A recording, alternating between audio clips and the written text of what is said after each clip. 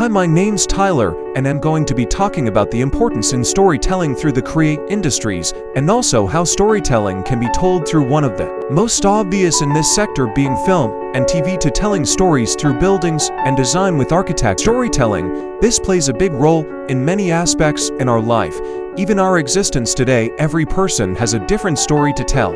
In the creative industry, people put this to the test with making it their career in life. For example, video and TV, where stories are created every day to make up the blockbusters and horrors etc. our planet debut each day. Without storytelling, there would be not such a thing in today's society. No movies, episodes, videos that keep many people entertained.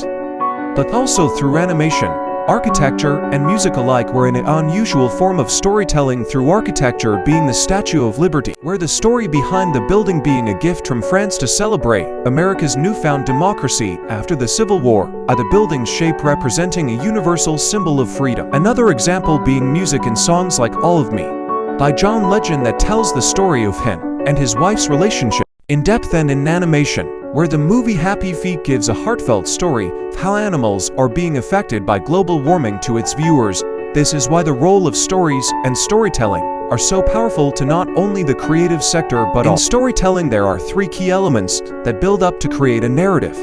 The first one being characters. This introduces the people involved and also giving them something called a character archetype, which means their personality, or what person they are in the story in the viewer's head. The second being conflict, which also ties in with solution, which means how the character transforms through challenge of any obstacles in the story, and describe what they're going through and how the characters develop, and sometimes it may not be a happy ending. And the last being narrative. This is a key element to storytelling, as this splits up any story into three structural parts: setup, confrontation, solution.